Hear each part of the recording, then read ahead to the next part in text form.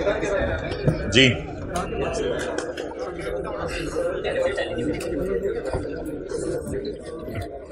Homework का सवाल कितने लोगों का टैली हो गया था पहले ट्राई में?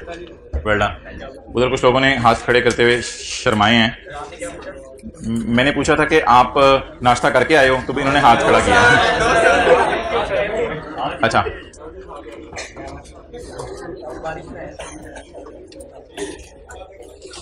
हैंड रिटन पेज नंबर 2 से मैं रिवीजन आपको करवाने लगा हूं, क्योंकि भाई ने एंटर होते ही एक मेरे से सवाल पूछा है, उसका जवाब भी मैं साथ दे दूंगा, बल्कि जवाब ही दे दूंगा। अगर गुडविल पॉजिटिव आए और इंपेयरमेंट लॉस की एंट्री आए और एनसीआई प्रोपोर्शनेट बेस पे है, तो सीआरई पे इसका इफेक्ट पड़ेगा, लेकिन अगर एनसीआई फेयर वैल्यू पे है तो इसका इफेक्ट पड़ेगा एसआरई पे। लेकिन इंशाल्लाह आज पी&एल के सवाल जब मैं कराऊंगा तो मैं आपको बताऊंगा हर वो एडजस्टमेंट जो एसआरई को हिट करती है वो एस प्रॉफिट को भी हिट करती है। अच्छा, अगर एनसीआई प्रोपोर्शनेट बेस पे है या एनसीआई फेयर वैल्यू पे है, इन दोनों सूरतों में सिर्फ गुडविल की इंपेयरमेंट लॉस की एंट्री पे फर्क पड़ता है और किसी चीज पे कोई फर्क नहीं पड़ता, और किसी एंट्री पे कोई फर्क नहीं पड़ता, बाकी सारी एंट्रीज इंडिपेंडेंट है। अच्छा, इसके बाद अगर पेरेंट सब्सिडरी को स्टॉक बेचे तो पेरेंट का प्रॉफिट रिवर्स, अगर सब्सिडरी पेरेंट को स्टॉक बेचे तो सब्सिडरी का प्रॉफिट रिवर्स। एसेट्स की जब रिवैल्यूएशन हो तो डेप्रिसिएशन एस की एसेट्स की बढ़ रही है, एसेट बढ़ने से डिप्रेशिएशन बढ़ रही है, तो एसआरई पे इफेक्ट होगा, और रिवैल्यूएशन लॉस में भी एसआरई पे इफेक्ट होगा। एसेट कम हो रहे तो सब्सिडरी के एसेट की डेप्रिसिएशन कम होगी। सेल ऑफ फिक्स्ड एसेट अगर पेरेंट ने बेचा है तो सीआरई पे इफेक्ट, अगर सब्सिडरी ने बेचा है तो एसआरई पे, और रिवर्सल ऑफ लॉस भी उसी तरह, एंड ऑल दिस। बस ये मोटी मोटी एडजस्टमेंट्स थी जो हमने पढ़ी थी। अच्छा, आज मैं आपके सामने हैंड रिटन पेज नंबर 7 खोलने लगा हूं और पेज 6 बनाने लगा हूं। पेज 7 खोलने लगा हूं और पेज 6 बनाने लगा हूं। आपने कुछ भी नहीं करना, आपने सिर्फ इधर देखना है कि ये चीजें कैसे मूव कर रही हैं। अगर कभी पेपर में गुडविल का इंपेयरमेंट लॉस आ जाए और एनसीआई फेयर वैल्यू के ऊपर हो या ना हो, इंपेयरमेंट लॉस की यही एंट्री है, इंपेयरमेंट लॉस एक्सपेंस डेबिट और गुडविल क्रेडिट। इस एंट्री को आप consolidated statement of comprehensive income के फेस के ऊपर, अदर इनकम पीबीटी, इस एंट्री को कंसोलिडेटेड स्टेटमेंट। अच्छा, एक बात याद रखिएगा, कुछ फिगर्स तो हमें सवाल में अवेलेबल होती हैं, दोनों के खर्चे भी गिवन होते हैं ना, दोनों की इनकम्स भी गिवन होती हैं, कुछ फिगर्स तो हमें सवाल में अवेलेबल होती हैं। मैं एडजस्टमेंट साइड की बात करने लगा हूं। तो गुडविल के इंपेयरमेंट लॉस को आपने हमेशा एडमिन एक्सपेंसेस में डेबिट करना है। तो मैं इधर साइन लगाने लगा हूं प्लस प्लस। एक और सवाल साथ साथ ही करते रहते हैं, वर्किंग 5 एस प्रॉफिट। अगर तो एनसीआई फेयर वैल्यू पे हुई तो फिर आपको पता है इंपेयरमेंट लॉस एसआरई में जाता था, लेकिन पी&एल के सवाल में एस प्रॉफिट में चला जाएगा। हिट वर्किंग 5, खर्चे बढ़ने से वर्किंग 5 में प्रॉफिट्स कम हो जाएंगे। ये प्रॉफिट तो आपको सवाल में गिवन होगा, आपने इंपेयरमेंट लॉस रिकॉर्ड करना है। खर्चों में खर्चे ऐड किए जाते हैं और प्रॉफिट में खर्चे, और मुझे याद है एसआरई में भी इंपेयरमेंट लॉस इधर ही आता था, इसी साइड पे। अगली एडजस्टमेंट, अब मैं आपको थोड़ा सा पॉज दिया करूंगा, आप अगली एडजस्टमेंट की ट्रीटमेंट सोचेंगे, फिर मैं जाके पोस्ट करूंगा। एक ने सेल किया तो एक ने सेल में डाला होगा, दूसरे ने परचेज में। माइनस 50।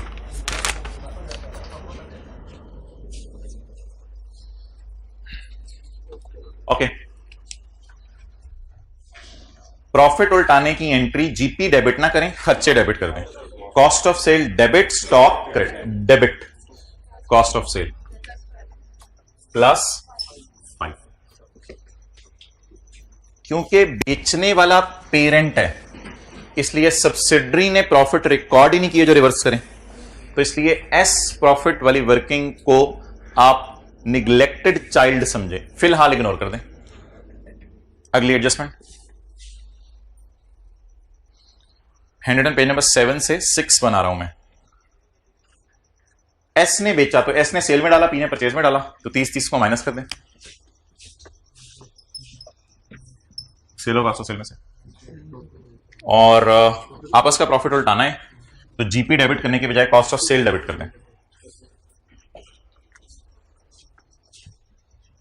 +4। बेचने वाला कौन है?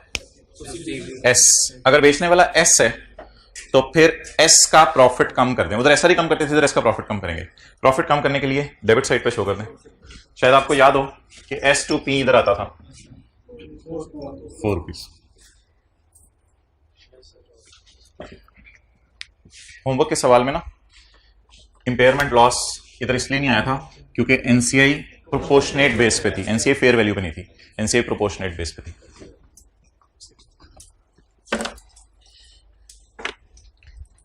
ऐसे डेबिट बैलेंस शीट में होगा, सरप्लस वर्किंग 1 में चला जाएगा।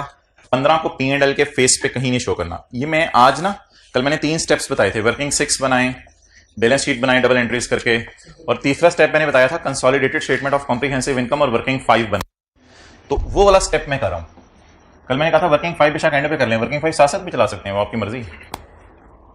अच्छा, एसेट बैलेंस शीट में चला जाएगा, सरप्लस वर्किंग 1 में चला जाएगा, खर्चा डेबिट कर दें। कौन सा साइन?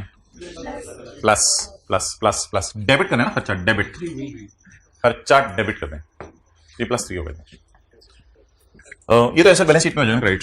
फिलहाल मैं P&L को सिंगल एंट्री से लेकर चल रहा हूं। ये मेरे ख्याल से एस के एसेट्स हैं, तो एस के एसेट्स की डिप्रीसिएशन बढ़ाने से वर्किंग 5 हिट होगी, डिप्रीसिएशन बढ़ाने से प्रॉफिट। और मुझे अभी तक याद है कि depreciation on revaluation surplus SRE में भी आता था, इसी साइड पे आता था।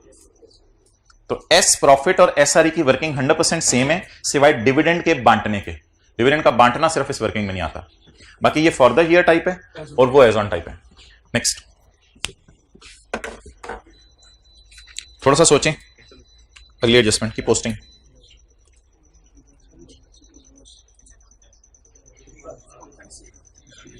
हो गया? रिवैल्यूएशन लॉस इन वर्किंग 1, खुदा के लिए P&L के मुंह पे ना ले जाइएगा, ये वर्किंग 1 में लेके जाना है। और एसेट क्रेडिट, ये भी बैलेंस शीट का आइटम है, उधर सरप्लस और एसेट नहीं गया था। एसेट कम हो रहा है तो डेप्रिसिएशन, डेप्रिसिएशन कम होने की entry asset debit, SRE credit नहीं करनी है, P&L के सवाल कर रहे हैं। एसेट डेबिट, डेप्रिसिएशन कम, डेप्रिसिएशन कम, डेप्रिसिएशन एक खर्चा है ना, ना प्रॉफिट कहां से बढ़ेगा यार, हद होगी। पहले बैलेंस शीट के P&L के मुंह पे तो इसे पोस्ट करने दो, उसके बाद अगला सवाल आएगा। डेप्रिसिएशन कम, डेप्रिसिएशन कम, डेप्रिसिएशन कम, डेप्रिसिएशन कम कर दी। अब अगला सवाल है कि ये एसेट किसका है? ओ, एस का एसेट है, तो डेप्रिसिएशन कम होने से profit. And I still remember कि डेप्रिसिएशन ऑन रिवैल्यूएशन लॉस यहां आती थी, इधर आती थी। अगली एडजस्टमेंट समझनी है आपने जरा। Sale of PP, gross gain 30, हम डेप्रिसिएशन वगैरह निकालते थे, नेट गेन की एंट्री करते थे। नेट गेन की एंट्री हम करते थे, सेलर कौन है? पी, तो गेन उल्टाने की एंट्री किसी को आती हो? CRE debit, PP credit. कितने से? 16 से। बट मोहतरम प्लीज, आज एक धमाका करने लगा हूं, P&L के सवाल में ये एंट्री 2 करनी है आपने, एक एंट्री नहीं करनी। P&L के सवाल में ये एंट्री दोनों 2 करनी है, अलग अलग करनी है। गेन को अलग उल्टाना है और डेप्रिसिएशन को अलग उल्टाना है। अब डेप्रिसिएशन के साथ आपने साइन नहीं देखना कि पॉजिटिव है या नेगेटिव है, मुझे आपने पहली एंट्री बतानी है गेन को उल्टाने की। Other income debit. अच्छा, कई दफा बच्चे पूछते हैं पीपी क्यों क्रेडिट हो रहा है? भाई बेचने वाले ने अदर इनकम रिकॉर्ड की हुई है, खरीदने वाले ने महंगा एसेट रिकॉर्ड किया हुआ है, इनकम भी कम होनी है, जो खरीदने वाले की किताबों में महंगा एसेट पड़ा हुआ है वो भी कम होना है। तो बहरहाल इतना तो पेपर में सोचने का टाइम नहीं होता, बस हम गेन उल्टाते हैं। अदर इनकम डेबिट तो दूसरा effect PP, impairment loss debit तो दूसरा इफेक्ट गुडविल, दूसरा इफेक्ट तो फौरन पता चल जाता है, बस पहला इफेक्ट सोचना होता है। अच्छा, अब आप साइन के चक्रों में नहीं पढ़ना आपने देखना है एसेट ऊपर क्या हो रहा है? कम। तो एसेट कम होने से डेप्रिसिएशन कम होगी, डेप्रिसिएशन कम होने की एंट्री, डेप्रिसिएशन कम होने की entry PP debit, expense credit 30 रुपए 14 रुपए। ये एंट्रीज मैंने की हुई है वैसे, ये देखें 30 रुपए और 14 रुपए नीचे आपके लिए की हुई है ये एंट्रीज। अच्छा, अब आप मुझे बता दें, पहले ना P&L के मुंह पे तरह पोस्ट करवा दें। इस एंट्री को तो मैं क्रॉस करने लगाऊं, बिकॉज ये तो बैलेंस शीट के सवालों में एंट्री करेंगे, बैलेंस शीट के सवालों में नेट से एंट्री करेंगे, P&L के सवालों में अनलकीली 2 एंट्रीज करनी पड़ेंगी। अदर इनकम में जाके ये माइनस कर देंगे और डेप्रिसिएशन में जाके ये माइनस कर देंगे। अदर इनकम कम, डेप्रिसिएशन कम, अदर इनकम कम और डेप्रिसिएशन कम, डेप्रिसिएशन कम। ये डेप्रिसिएशन होती थी डेट ऑफ सेल से बैलेंस शीट डेट तक। Is it so? ये जरा नोट कर लें, बैलेंस शीट के सवाल में ये एंट्री करनी है और P&L के सवाल में ये 2 एंट्रीज करनी है। इस तरह नोट कर लें। जगह नहीं है जगह, है जगह।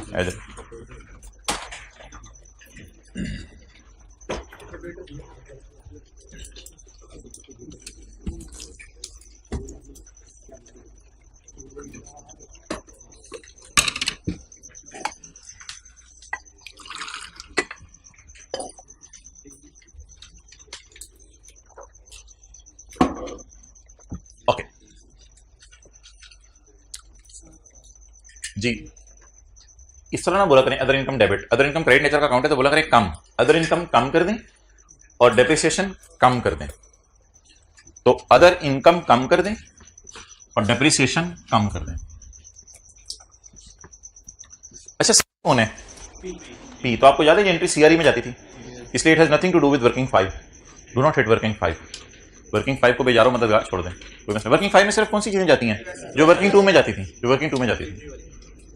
ट्राई करें अगली एडजस्टमेंट।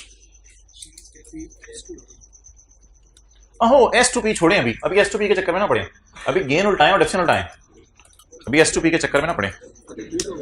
गेन आया ना, गेन उल्टाने की एंट्री। अदर इनकम डेबिट कितने से? 50 से।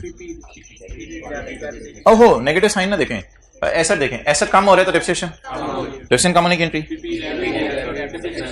डेप्सिएशन एक्सपेंस क्रेडिट 27 से। अच्छा, P&L के एंगल से सोचें, आप इस चीज को देखेंगे, मेरे ख्याल से इस चीज को देखेंगे। अदर इनकम कम और डिप्रिसिएशन भी कम। अदर इनकम कम कितने से? -50 और डिप्रिसिएशन भी कम, -27।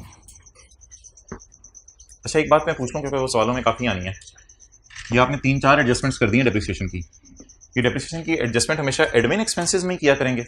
नहीं, डिपेंड करता है। अगर एसेट फैक्ट्री का है, कोई मशीन है, उसकी डेप्रिसिएशन है, तो वो तो कॉस्ट ऑफ सेल में किया करेंगे। तो ये डिपेंड करेगा। अगर कभी पेपर में लिख देना मशीन की डेप्रिसिएशन या प्रोडक्शन बिल्डिंग की डेप्रिसिएशन या फैक्ट्री के किसी एसेट की डेप्रिसिएशन, तो वो कॉस्ट ऑफ सेल में एडजस्ट किया करेंगे। अगर डेप्रिसिएशन के साथ कुछ भी ना लिखा हो तो डेप्रिसिएशन एडमिन एक्सपेंसेस वगैरह में किया करेंगे। तो ये बात याद रखिएगा, डेप्रिसिएशन जरूरी नहीं एक्सपेंसेस में आए, कॉस्ट ऑफ सेल भी तो एक्सपेंस ही होता है, एसेट की नेचर पर डिपेंड करता है। लेकिन भाई एक मसला हो गया कि ये सेलर यहां सब्सिडरी है, तो इसमें मेरा यही मशवरा होगा कि अब ना एंट्री नेट से कर दें वर्किंग 5 में। वर्किंग 5 में 2 दफा लेके जाने की जरूरत नहीं, वर्किंग 5 में नेट से कर दें। वर्किंग 5 में तो एंट्री करवाने की कोशिश करें। गेन 50 और 27, नेट गेन कितना? 23। गेन रिकॉर्ड करना है, उल्टाना है, 23 का गेन उल्टाएं। गेन उल्टाने से प्रॉफिट कम हो जाते हैं। हिट वर्किंग 5 विद 23, तो बेहतर है वर्किंग 5 को आप डायरेक्ट 23 से हिट करा दें। 2 चीजें सोचेंगे तो टाइम लग सकता है पेपर में। तो हिट वर्किंग 5 विद 23, आपस की सेल का प्रॉफिट अगेन S2P वाला। अब फॉर्मेट तो सारा आपके सामने बन गया। क्या फॉर्मेट बना है इस प्रॉफिट का? इंपेयरमेंट लॉस सिर्फ तब आएगा जब एनसीए किस पे होगी? फेयर वैल्यू पे होगी। और S2P वाले स्टॉक की एडजस्टमेंट, S2P वाले फिक्स्ड एसेट की एडजस्टमेंट, रिवैल्यूएशन सरप्लस की डिडक्शन इधर और रिवैल्यूएशन लॉस की डिडक्शन। अच्छा, अब क्रेडिट डेबिट छोड़ो, 23 से प्रॉफिट कम करने हैं, तो इसलिए प्रॉफिट कम करना डेबिट साइड पे, ऐसा ही है ना, रिकॉर्ड नहीं करने, कम करने। अच्छा यार, कुछ एडजस्टमेंट्स ऐसी हैं जो सेल परचेज टाइप हैं, और सेल परचेज में एक मसला होता है, इनका स्टॉक पड़ा होता है। लेकिन ये जो 2 एडजस्टमेंट्स ऐसी हैं ना, इनका स्टॉक नहीं पड़ा होता। सेल परचेज में देखिए -30, लेकिन इनका स्टॉक भी था। लेकिन कुछ एडजस्टमेंट्स ऐसी हैं जो एग्जैक्ट सेल परचेज जैसी हैं और इनका स्टॉक नहीं है। वो होती है interest income, interest expense. Interest income parent ने इधर डाली होती है, इंटरेस्ट एक्सपेंस इसने फाइनेंस कॉस्ट में डाला होता है। इंटरेस्ट एक्सपेंस कहां डाला होता है? फाइनेंस कॉस्ट में। Finance cost, interest expense finance cost में डाला होता है। ये अजीब सा फॉर्मेट बन जाएगा, इसको मैं फाइनेंस कॉस्ट इधर बीच में फिट कर देता हूं किसी तरह, क्योंकि खर्चे पहले आते हैं, फिर अदर इनकम इधर भी ऐड कर देते हैं कुछ लोग। अच्छा, तो अदर इनकम में इंटरेस्ट इनकम पड़ी होगी पेरेंट की, अगर पेरेंट ने लोन दिया है, और एक फाइनेंस कॉस्ट में इंटरेस्ट एक्सपेंस पड़ा होगा, ये एग्जैक्ट सेम अमाउंट से माइनस होगा, एग्जैक्ट सेम अमाउंट से, लेकिन इसका कोई क्लोजिंग स्टॉक नहीं होता, इस तरह नहीं सोचना। और इसी तरह सेल परचेज जैसी एक और एडजस्टमेंट, वो है मैनेजमेंट फीस इनकम और मैनेजमेंट फीस एक्सपेंस। पेरेंट जब मशवरा देगा तो पेरेंट अपनी इनकम में डालेगा मशवरा फीस, और सब्सिडरी अपने इन खर्चों में डालेगी मशवरा फीस, तो ये दो फिगर्स भी माइनस हो जाएंगे। Interest income of ₹17 is included in other income of P. Interest income of 17 is included in other income of P, and also in finance cost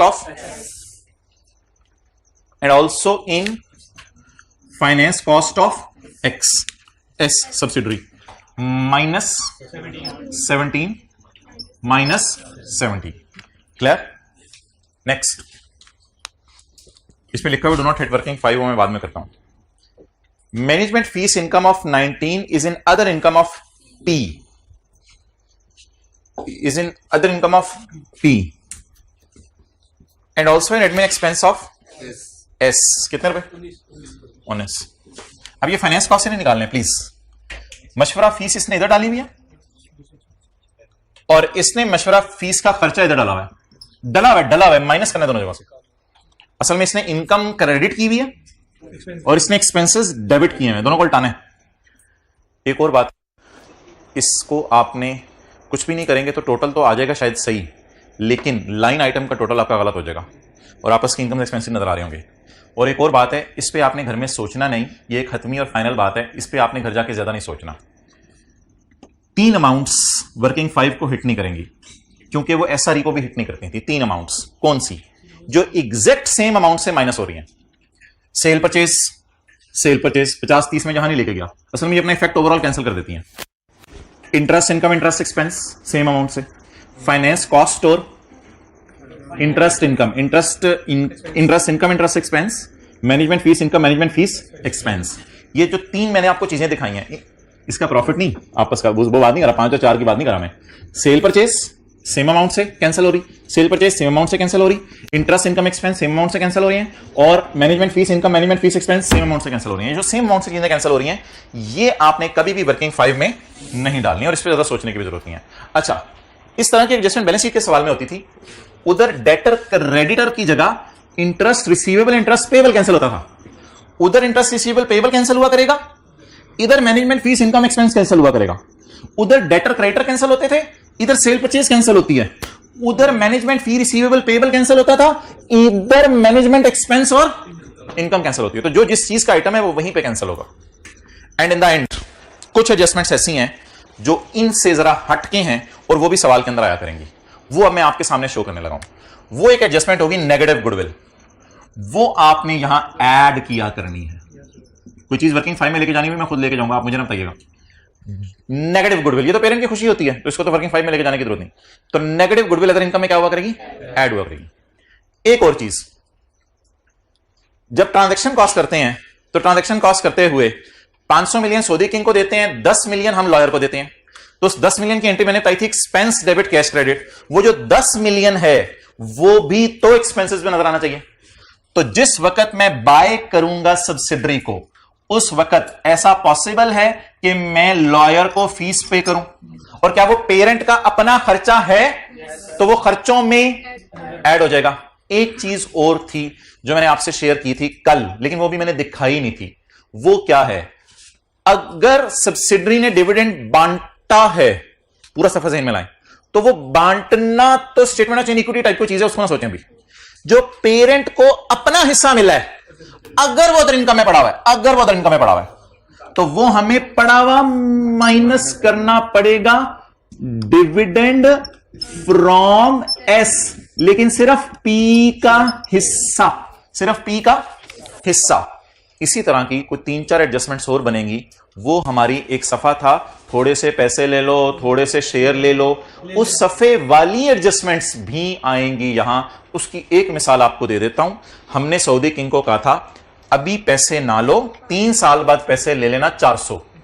उस 400 को डिस्काउंट करके मैं शायद 300 पे लाया था, और 300 को फिर ग्रो कराया था interest expense debit payable credit, वो इंटरेस्ट एक्सपेंस ऐड होगा फाइनेंस कॉस्ट में, वो बुक होगा, वो इंटरेस्ट एक्सपेंस ऐड होगा फाइनेंस कॉस्ट में। तो इस तरह की भी चीजें आती रहेंगी जो उस सफे के ऊपर है। मोटी मोटी 80-90% चीजें हमारी कवर हो गई हैं। और ये सारी जो मैंने एंड पे 4 एडजस्टमेंट बोली हैं, ये वर्किंग 5 में इसलिए नहीं जा रही कि ये पेरेंट की अपनी ट्रांजैक्शंस हैं। पेरेंट अदर इनकम रिवर्स कर रहा है, पेरेंट नेगेटिव गुडविल रिकॉर्ड कर रहा है, पेरेंट अपने लॉयर को पैसे दे रहा है, तो ये वैसे भी एसआरई को हिट नहीं करती थी। अब अगर आप आ जाएं तो आपको अल्लाह का शुक्र है लिखने की जरूरत नहीं पड़नी कुछ, क्योंकि पिछले सफे पे आपको एक मजे की चीज नजर आ रही है, प्लस नेगेटिव गुडविल।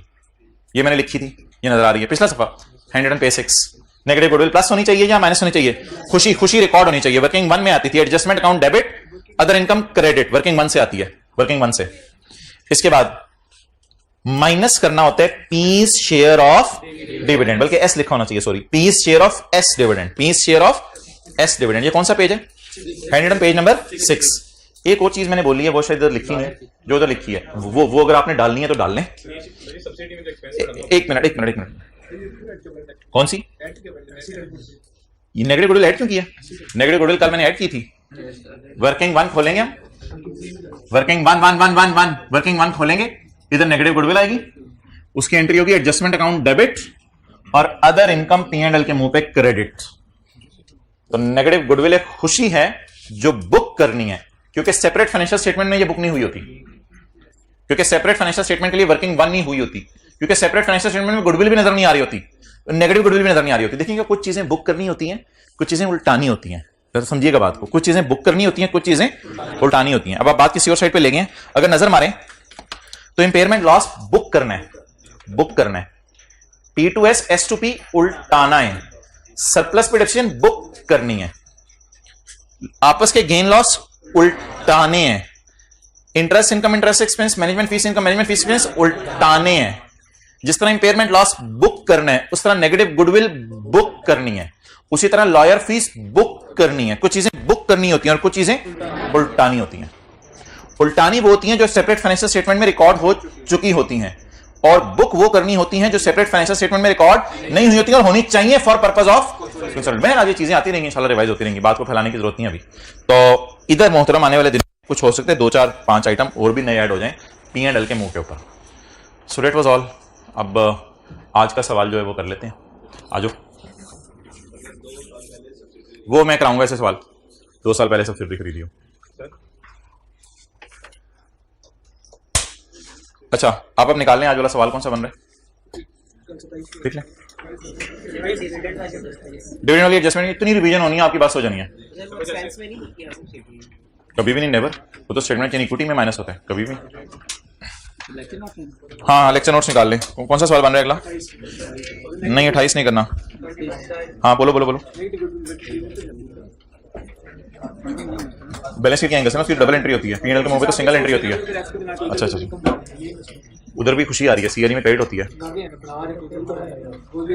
इसलिए कि दोनों अनएडजस्टेड फिगर से शुरू कर रहे हैं हम। चलें जी, क्या करें जी? पहला काम, ये डेटा देख के वर्किंग 6 कर लें। वर्किंग 6 के लिए मैंने क्या करना है?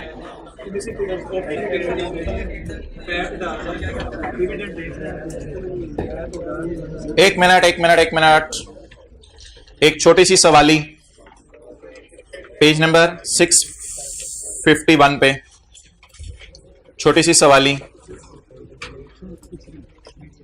भाई आज छुरी हाथ में रखनी है, ऑनलाइन वाले तरह वीडियो छुरी हाथ में रखनी है। आप लोगों को मादरत में बताना भूल गया। पेज इंशाल्लाह मैं आपको क्लास के एंड पे बताऊंगा my dear. Question number 23। P bought 75% of shares on 1 September 2010। ओए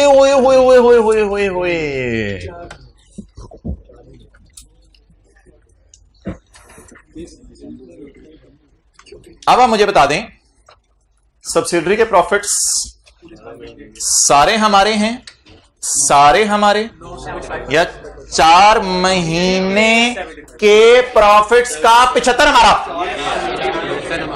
4 महीने के प्रॉफिट्स का 75 हमारा, और फिर 4 महीने के प्रॉफिट्स का 25 इमरान खान का। ठीक है, तो सब्सिडरी के प्रॉफिट सारे हमारे या 4 महीने के प्रॉफिट हमारे? छुरी पकड़ेंगे, छुरी पकड़ के 200 को 4/12, 100 को 4/12, 15 को 4/12 और 85 को भी 4/12। तो मुझे बता दें आज क्या मिड ईयर एक्विजिशन है या साल के शुरू में एक्विजिशन है? अगर मिड ईयर एक्विजिशन होगी तो पेरेंट के प्रॉफिट्स पे छुरियां चलाएंगे या सब्सिडरी के प्रॉफिट्स पे छुरियां चलाएंगे? सब्सिडरी के प्रॉफिट्स पे छुरियां चलाएंगे।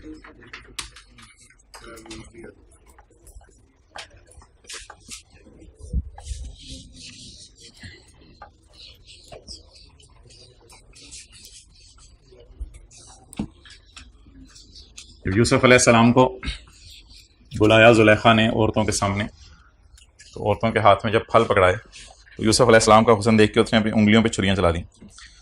P bought 75% of S on यकम सितंबर 2010। पी ने बाय किया जी 75% शेयर्स ऑफ एस ऑन यकम सितंबर 2010। The income statements are as follows. P के प्रॉफिट्स पूरे पकड़ेंगे और सब्सिडरी के प्रॉफिट्स 4/12 करके पकड़ेंगे। Consolidated statement of comprehensive income for the year ended वगैरह जो भी है। सेल पकड़े जी पेरेंट की 400 और सब्सिडरी की 2। छुरी 700 चलाते रहे, 200 पे चलानी है। Okay, cost of sale 250 plus 100 into 4/12। मेरे ख्याल से ना ये कोई पोस्ट प्रॉफिट्स हैं, पोस्ट, समझ रहे हैं बात को? हमारे खरीदने के बाद वाले प्रॉफिट्स हैं ना, तो उन्हीं को हम कंसोलिडेट कर सकते हैं ना। पोस्ट प्रॉफिट्स हैं या प्री वाले हैं? प्री तो 8 महीने थे ना, तो पोस्ट वाले प्रॉफिट्स को मैं कंसोलिडेट कर रहा हूं। समझ आ रही है बात? जब से मैंने उसको खरीदा है तभी से उसके प्रॉफिट्स में हक मेरा बनता है ना। उससे पहले के तो प्रॉफिट्स में मेरा हक नहीं बनता। उससे पहले के प्रॉफिट्स तो सऊदी किंग एंजॉय करा था। तो 8 महीने तो सऊदी किंग ने सब्सिडरी को एंजॉय किया, लेकिन अब 4 महीने मैंने एंजॉय किया, सितंबर, अक्टूबर, नवंबर, दिसंबर। लेकिन इसमें एक assumption हुआ करेगी कि profits are accrued evenly over the year. क्या मतलब? Profits are accrued evenly over the year, यानी कि हर महीने बराबर प्रॉफिट आ रहा है, हर महीने बराबर सेल है। यानी अगर ये 200 सेल है तो 200 को 12 से डिवाइड करें तो ये हर महीने की सेल आ जाएगी। ग्रॉस प्रॉफिट अभी नहीं निकालना। आगे एडमिन एक्सपेंसेस। अच्छा, पेरेंट के अपने कितने हैं? 20। किसी बोंगे ने ना, इधर देखें, किसी बोंगे ने ये ब्रैकेट अगर इधर लगाई है ना, तो वो बंदा मुझे जरा बताएं। और भाईजान पेरेंट के प्रॉफिट का 4/12 नहीं करना, सिर्फ किसके प्रॉफिट का 4/12 करना है? जिसको हमने खरीदा है। हम खुद हैं, तो हम अपने ऊपर तो नहीं किसी को छुरी जलाने देंगे। हम हैं जी। Plus 15 into 4/12। डेटा खत्म हो गया सवाल का। एक काम साथ ही कर दें, वर्किंग 5 पे भी छुरी चलानी है, क्योंकि देखिए ना ये जो 85 है, अच्छा मैंने कहा छुरी चलानी है, वो ऐसे कर रहा है। अच्छा, ये जो 85 है, क्या ये इन्हीं चीजों को मिलके बने? तो जब इन चीजों के साथ 4/12 किया है, तो 85 ने कहा मेरे साथ भी करके देखो जरा। तो सब भी कर लेते हैं यार, हाथ दोगी, बच्चों वाली ख्वाहिशें तेरी। करके देखें जी इसके साथ जरा। इंटू 4/12 टोटल सो भी मैंने किया नहीं कहीं भी। अच्छा चलें जी, आप शुरू करें। 460 आपस की सेल कैंसिल नहीं करनी? अच्छा, सवाल में दी नहीं हुई। अटेंटिव, हम एग्जाम लेवल का सवाल कर रहे हैं।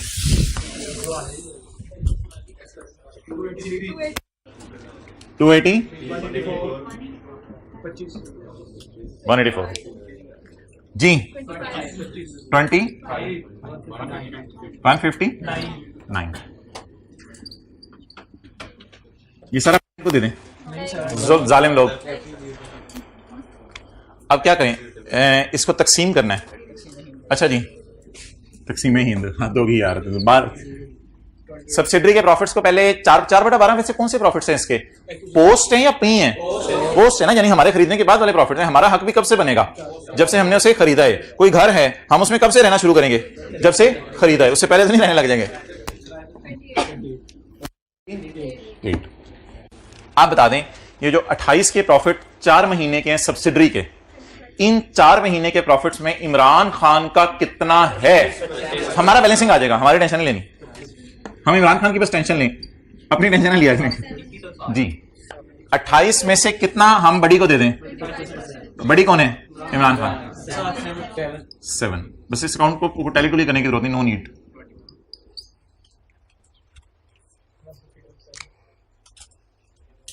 भाईजान अब क्या किया है, ये 4/12 और ये बस 4/12, बस ये किया आज।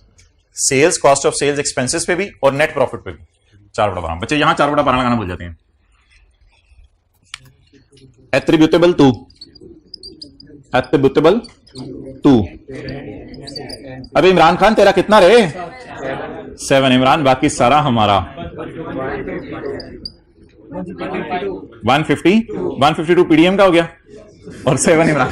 अच्छा चलें, नोट कर लें। नोट किए हुए को क्या नोट करना? नहीं नहीं नहीं, इसका तस्वीर रखें तो पहले सवाल बता दें कौन सा था।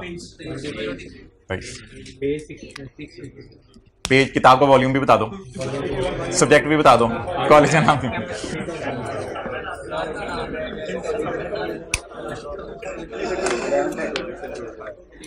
अच्छा कुछ ना जरा शेयर करें आज। यानी आप घर बैठे होते हैं, बैठे बैठे आपको क्या चीज मोटिवेट करती है, आप पढ़ने लग जाते हैं? हाथ खड़ा करें।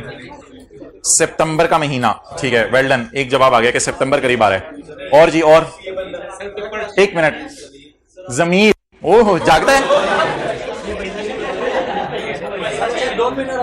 क्वेश्चन, साथ वाले दोस्त का पढ़ना आपको मोटिवेट कर देता है। उसके साथ ऐसे एक होता है कुन्ना गोश्त, एक होता है कुन्ना दोस्त। कुन्ना दोस्त क्या कहते हैं, पढ़ में रहा कोई नहीं और टेस्ट में लूट मचाई होती है नंबर ले लेके। अच्छा, और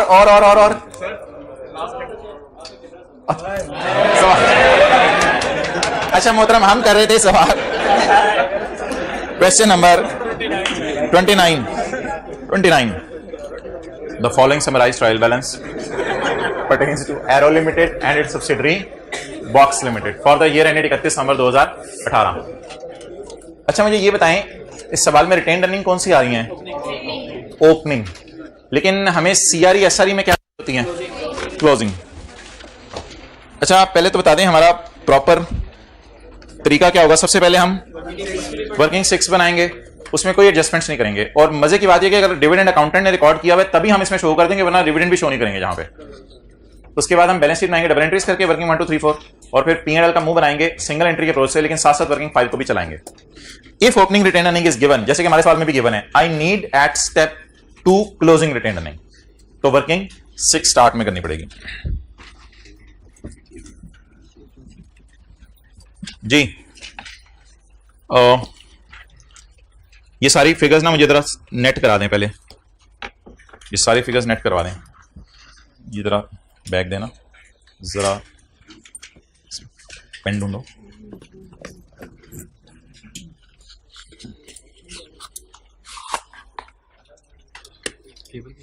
नहीं रहने दो।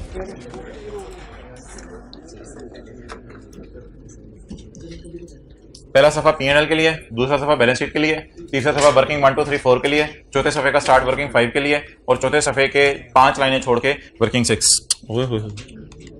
ये घर में बोला करें, बेटा क्या हो गया है? अम्मी कंसोलिडेशन हो गई है। अम्मी आपने ही सीए में डाला था जी मोहतरम। ओपनिंग आ रही, ये मैं क्या बनाने लगा हूं?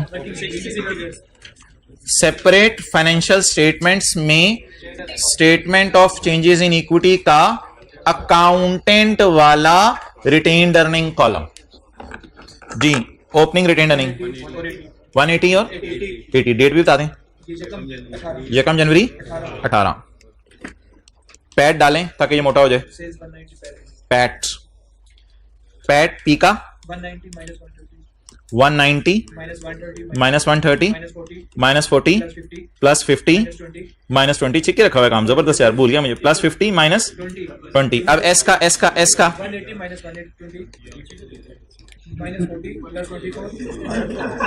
माइनस 4। जवाब please try to do CA. Dividend की मैं जगह छोड़ देता हूं, अगर अकाउंटेंट ने, डिविडेंड सवाल में है ही नहीं मेरे ख्याल से। ये थी क्वेश्चन में और ये है बैलेंसिंग। भाई ने डंके की चोट पे जवाब दिया, सोल्यूशन भी इसका नहीं है तो मैं कहां से देख रहा हूं। 180 प्लस 50 आपकी इसकी है, थोड़ा सा मजाक है नहीं है भाई अपना, ठीक है, लेकिन फिर भी थोड़ा सा कम किया करो यार। अच्छा, मजाक करना अलग है, उड़ाना अलग है, लेकिन इसमें बड़ी थिन लाइन है, तो इसलिए ना ही किया करें, मेरा तो ये मशवरा है। बहुत थिन लाइन है इसमें।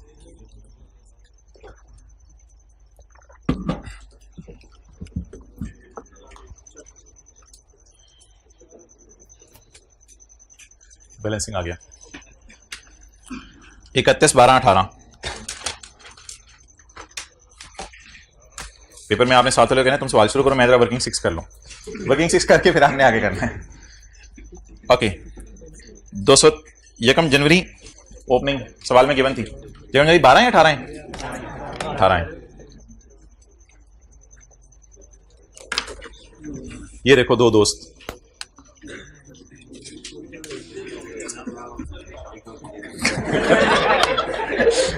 Okay, the following is summarised. इसको सेल कॉस्ट ऑफ सेल को पहले किसका सवाल सॉल्व करना है? ये कह रहे हैं मुझे यूज करके लगे में आप। अच्छा, ये 31, 12, 17 की कितनी आ रही आ गई है? 200 और 120। चलें जी, टोटल्स पोस्ट कर दें। ये फिगर्स कितने पेज छोड़े नहीं, ये तो बैलेंस शीट का मुंह है।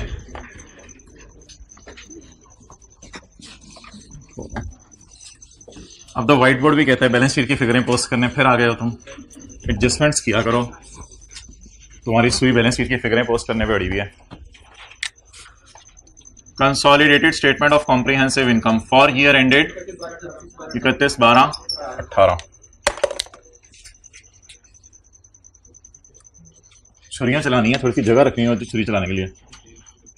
दवाना खा रहे हैं आजकल, मैंगोस फोकस। अच्छा जी, और कच्ची लस्सी स्टडी पे फोकस। चलें जी, पेरेंट कंसोलिडेटेड स्टेटमेंट ऑफ, नहीं मुल्तान वाले बंदे क्यों ढूंढ रहे हैं? As on 31, 12, 18। चलें जी, लेट स्टार्ट।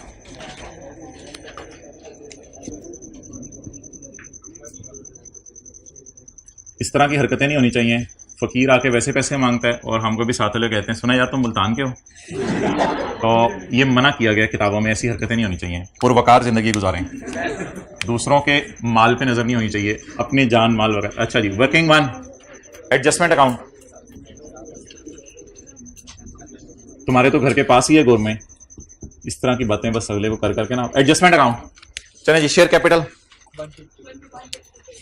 150।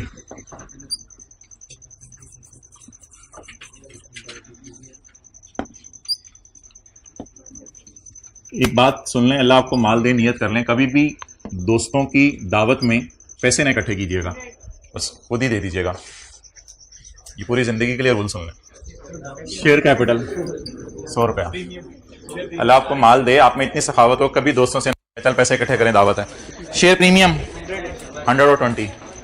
खर्च करने से काम नहीं होता, आपको दिखने में लग रहा होता है काम हो रहा है। शेयर प्रीमियम, ये रूल अपने लिए, दूसरे को ये बातें ना सुनाया करें। Share premium 20। तूने सुना नहीं था क्लास में सर क्या कह रहे थे? तुझे शर्म नहीं आती? सीआरई 120 और 230। बीवी ये देख रही होती है कि शोहर के जिम्मे क्या है, शोहर देख रहा होता है बीवी के जिम्मे क्या है, दोनों लड़ रहे होते हैं बैठे कर, ये नहीं देखते अपने जिम्मे क्या है। बहुत गहरी बातें हो रही हैं, फ्यूचर में फायदा देंगी। आप लोग इसको इजी ले रहे होते हैं। आप इसकी कोई अलग से क्लासेस तो नहीं रही ना सीए करने के बाद, इसे भी आए हुए हैं तो हो जाए तो बेहतर है। एसआरई शेयर कैपिटल को क्या करना है?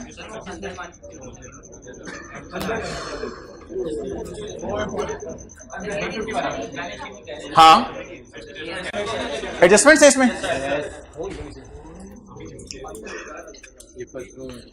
भाईजान मैं घर से सवाल पढ़ के आया हूं और इसमें आगे नहीं लिखा हुआ it has not been recorded by accountant, तो मैं आपको बताऊंगा कि इसमें नहीं लिखा हुआ तो ये अकाउंटेंट ने रिकॉर्ड कर लिया हुआ है।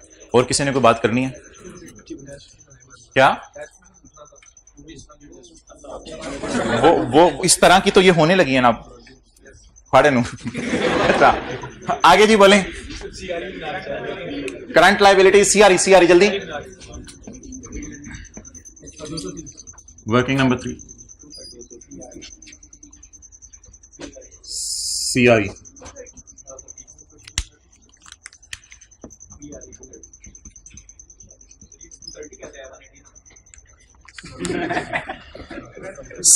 सारी रात वीप करते रहे, सुबह उठ के पूछा डैड कौन था।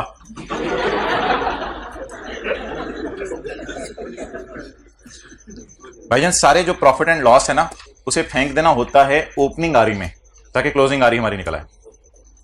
तो और अब मजे की बात देखें, अब आपकी बैलेंस शीट टैली हो रही होगी, ये 230 डाल के भी बैलेंस शीट टैली हो रही होगी, क्योंकि अब ये तो हमने फारिग कर दी ना चीजें। तो क्लोजिंग रिटेन अर्निंग उठानी होती है भाईजान, यहां ओपनिंग नहीं उठानी होती, क्योंकि balance sheet closing retained earning को लेके चलते हैं और फिर उसमें एडजस्टमेंट्स करते हैं। तो क्लोजिंग आरी चाहिए होती है। 230 लगता है कल वाला होमवर्क नहीं किया तूने, मैं तकरीबन लिख के दे सकता हूं, तूने कल वाला होमवर्क नहीं किया, लिखवा ले मेरे से, नहीं किया। ये होमवर्क छोड़ने के असरात होते हैं। ऐसा नहीं 120। अब वो कुछ पूछने लगा था, मुझे भी ये कहना सामने, छोड़ो बोले 120। नेक्स्ट, तो शरीफ बच्चा सबसे क्लास का। करंट लायबिलिटीज बताता हूं मैं, करंट लायबिलिटीज 70 और 60। हमें भी कभी शरीफ कहते हैं हम, ऐसे पता नहीं क्या। पीपी 140 और 160, इस तरह की चीजें ना सोचा करें। वालिदैन कभी किसी भाई की तारीफ है, मेरी तो कभी भी इस तरह की चीजें सोया, ऐसी टेंशन होती। ठीक है, कर दी, किसी ने कर दी। 140 और 164। चलिए, अब मैं शेयर नहीं कर रहा। अगली फिगर कौन सी है? इन्वेस्टमेंट्स। अगर आपका दिल चाहे तो इन्वेस्टमेंट्स इनर कॉलम में लिख लें। अगर आपको इसमें कोई मसले नजर आ रहे हैं तो इन्वेस्टमेंट्स कोई मसला नहीं है, इनर कॉलम में लिख लें। इंशाल्लाह नीचे अदर इन्फॉर्मेशन आएगी, उस पर डिटेल से डिस्कशन हो जाएगी। बेशक मैं आपको इजाजत दे रहा हूं, आज के बाद बेशक हमेशा इन्वेस्टमेंट्स आप इधर लिख लिया करें, कोई मसला ही नहीं। सारी फिगर सही हुई तो इधर करके इधर ले जाइएगा, कोई मसला नहीं। इन्वेस्टमेंट्स अगर आपको शौक हो रहा है कि आगे कोई मसले मसाइल मुझे लग रहे हैं तो अंदर लिख लें, अंदर कॉलम में, वर्किंग वन में ना लेके जाएं। जी भाईजान, लोन टू बीएल डायरेक्टर, ये पेरेंट ने सब्सिडरी के डायरेक्टर को लोन दिया है। इसे आपस का रिसीवेबल समझ के कैंसिल नहीं करना। ऐसे आई क्या को ना समझ नहीं आ रहा कंसोलिडेशन में करनी क्या है, क्योंकि कंसोलिडेशन में गिनी चुनी 5-6 एडजस्टमेंट्स हैं, वही बार बार आ रही हैं। लेकिन अब उसको समझ नहीं आ रहा कि फिर भी मैं कुछ ऐसा करूं कि बच्चे कहीं ये कोई चक्कर है? कोई चक्कर नहीं भाई, ये डायरेक्टर ना पेरेंट है ना सब्सिडरी है। तो इस लोन को हम बैलेंस शीट के मुंह पे शो करेंगे और कैंसिल भी नहीं करेंगे। द रीजन इज कि ये पेरेंट की किताबों में रिसीवेबल है, सब्सिडरी की किताबों में पेएबल में नहीं पड़ा होगा, बल्कि डायरेक्टर के घर में कोई डायरी होगी तो उस पर उसने लिखा होगा अगर मैं मर गया तो पेरेंट को जो है वो 10 मिलियन मेरे बच्चों दे देना। तो ये डायरेक्टर के घर की कॉपी में लिखा होगा पेएबल में, और पेरेंट की बुक्स में फेस पे नजर आ रहा है। सब्सिडरी की किताबों में तो नजर आ ही नहीं रहा होगा पेएबल, तो कैंसिल मैं कैसे कर सकता हूं? कैंसिल नहीं करना तो फिर शो कर दें बस। पेरेंट ने किसी को लोन दिया हुआ, लोन मैंने कहा इसको रिसीवेबल लिखा करें ताकि समझ आए बात, एसेट वाला। कैंसिल नहीं करना, बाहर ही शो करें। जिसमें भी है, पता नहीं करंट है नॉन करंट है तो पता नहीं हमें। करंट एसेट्स 180 और 1, अच्छा सर वो करंट एसेट्स गुडविल की जगह छोड़ देते हैं। गुडविल कई दफा सर चढ़ के बोलती है। 180 और 136। खुदा के लिए कभी भी ये जो सब्सिडरी के एसेट्स लायबिलिटीज हैं इनको 4/12 ना कर दीजिएगा, क्योंकि ये एज ऑन होते हैं। वो जो 4/12 हम करते हैं ना, किन चीजों में करते हैं? For the year. ओके, चलें जी, पहली adjustment. AL acquired 8 million shares of DL. AL acquired 8 million shares of DL.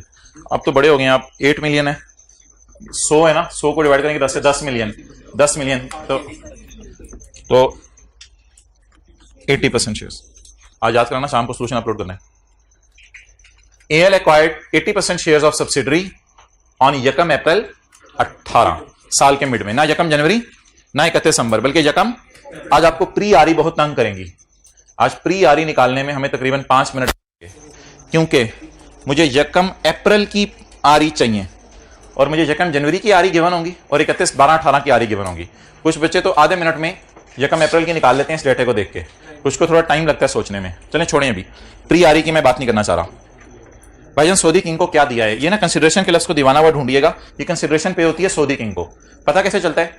AL acquired shares of DL, तो इसका मतलब है सऊदी किंग डीएल के शेयर्स ब्रीफकेस में लाया ना, बदले में हमने उसे क्या दिया है?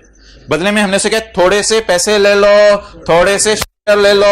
अच्छा, इसकी पहले एंट्री जरा करके देख लेते हैं, फिर अगला सवाल है कि अकाउंटेंट ने की है या नहीं। पहले जरा करके देख लेते हैं एंट्रीज। कैश दिया जी सऊदी किंग को, क्या एंट्री हुई होगी? ओहो, ये एडजस्टमेंट्स मात्र 6-7 आ रही हैं, गलती से 1-2 होनी चाहिए थी। इन्वेस्टमेंट डेबिट या शेयर्स ऑफ एस डेबिट, जो भी करें, इन्वेस्टमेंट डेबिट कैश क्रेडिट 160 से इशू किए 3 million shares of L at rupees. कल के टेस्ट में भी और आज भी उसने ये नहीं बताया हुआ था कि सब्सिडरी के कितने आ रहे हैं, उसके बदले पेरेंट के कितने जा रहे हैं, बल्कि उसने बता दिया पेरेंट के 3 मिलियन जा रहे हैं। अगर आपने इसको सोचना है तो फजूल पेपर में टाइम ना जाया किया करेगा। 8 मिलियन आ रहे हैं, 3 जा रहे हैं, और जा रहे हैं, बस खत्म होगी बात। इस तरह सोचिए ना, 8 आ रहे हैं, हर 8 के बदले 3, कुछ इस किस्म की बात बनेगी। लेकिन ऐसे क्यों सोचूं मैं? बस मुझे बता दिया सवाल में, टेस्ट में इशू कर दिए 3 मिलियन शेयर्स ऑफ पेरेंट, बस पेरेंट के कितने जा रहे हैं, बस खत्म करें। अब बता दें ये पार पे जा रहे हैं या प्रीमियम पे। फेस वैल्यू तो 10 है ना, तो इसकी एंट्री जरा मुझे नहीं पता करनी है या नहीं करनी, लेकिन जरा करके बता दें ताकि रिवाइज हो जाए। इन्वेस्टमेंट डेबिट, शेयर कैपिटल और शेयर प्रीमियम क्रेडिट। जी पहले मुझे बताएं number of shares 3 million into rupees 60, 3 into 10, आज प्रीमियम भी 10 ही है, 30 और 30 डन। अब पहला सवाल मेरा, कैश की एंट्री अकाउंटेंट भूलता है या नहीं? तो ये एंट्री तो अकाउंटेंट नहीं भूला होगा, ठीक है।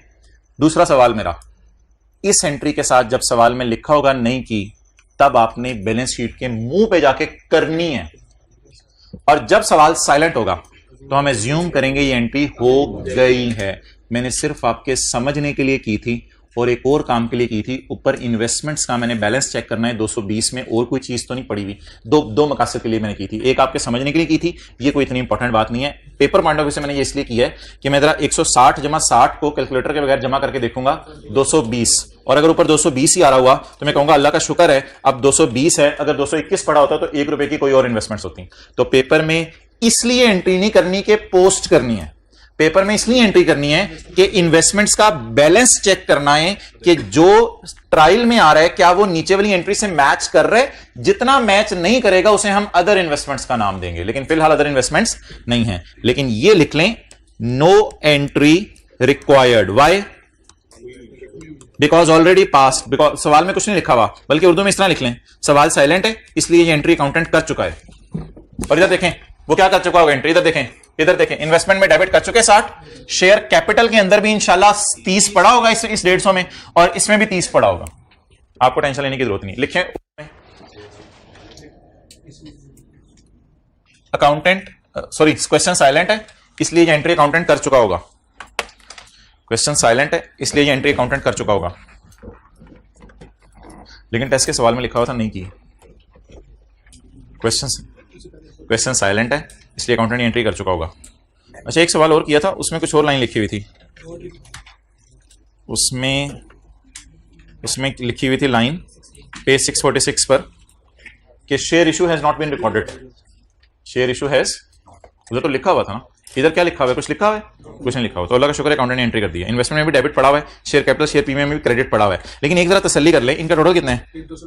220। क्या 220 मेरा टोटल दोस्त से मैच कर रहे हैं? तो क्या कोई अदर इन्वेस्टमेंट्स हैं? तो इस सारी डिस्कशन के बाद कोई एंट्री पोस्ट करने की जरूरत नहीं है। सिर्फ एक काम करें कि ये सारी के सारी इन्वेस्टमेंट्स ही वर्किंग वन में ले जाए।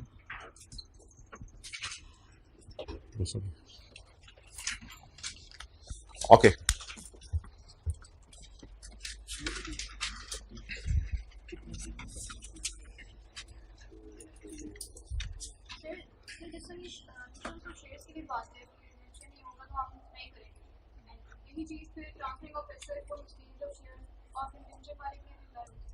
जी जी जी okay. Next point ji, AL Myers NCI at fair value on the date of acquisition the fair value was 30 million। ये तो readily available है।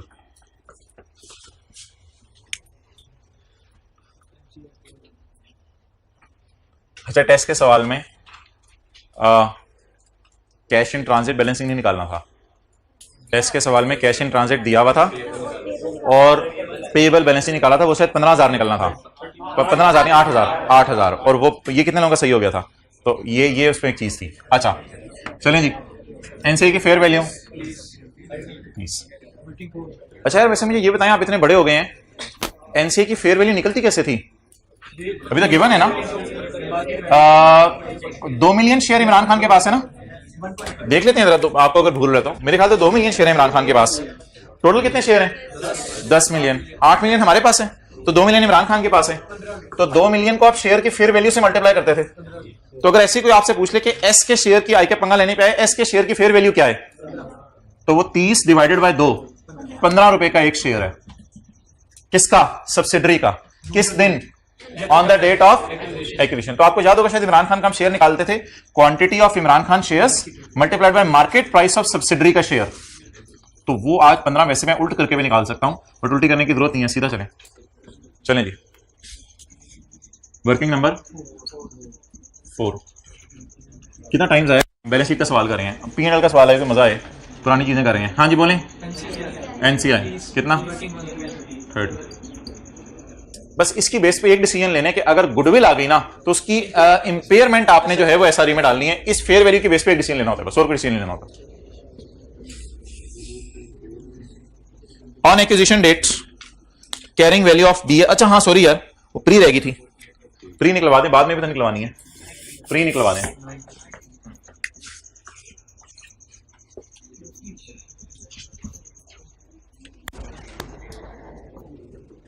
पहले तो ये बताएं प्री चाहिए किसकी होती है? सब्सिडरी की या पेरेंट की? जिसको खरीदा जाता है उसकी अर्निंग में कंसर्न होता है या जो खरीदने वाला होता है उसकी अर्निंग में कंसर्न होता है? जिसको खरीदा जाता है उसकी अर्निंग जरा आप देखें, जिसको खरीदा जा रहा है उसकी अर्निंग जरा आप देखें, इसे फारिग करके सिर्फ एस की अर्निंग देखें। एस की अर्निंग किस दिन की गिवन है? यकम जनवरी 18 की, कितनी? 18। और किस दिन की गिवन है? 31/12/18 की, कितनी? 120। 80 से 120 पे जाने के लिए कितने की इंक्रीज आई? 40 की। ऐसे ही एक आपसे बात पूछ रहा हूं कि मिसाल के तौर पर ये अकामुलेटेड डेप्रिसिएशन है, अकामुलेटेड डेप्रिसिएशन ये है जी 20 रुपए और ये है 32 रुपए, और मैं कहता हूं फॉर द ईयर है 12 रुपए। ये कमल डेप्शन का टी कौन मैंने बनाया? BD 20, depreciation 12, carry down 32। किसका अकाउंट बन गया? अकामुलेटेड। क्या कोई बंदा बता सकता है कि यकम अप्रैल को अकामुलेटेड डेप्रिसिएशन अकाउंट में कितना बैलेंस पड़ा होगा? कैसे निकालेंगे आप? कैसे निकालेंगे? 20 को पकड़ेंगे, 20 को पकड़ के जनवरी फरवरी मार्च की डेप्रिसिएशन डालेंगे। जनवरी फरवरी मार्च की डेप्रिसिएशन 3 रुपए है वैसे, क्योंकि 12 रुपए पूरे साल की है तो 3 महीने की, लेकिन ऐसे भी तो कर सकते हैं 12 अगर 12 महीने की है तो 3 महीने की दे दो। तो अब आप मुझे बता दें 20 जमा 3, यहां कमल डेप्शन का बैलेंस क्या है? 23।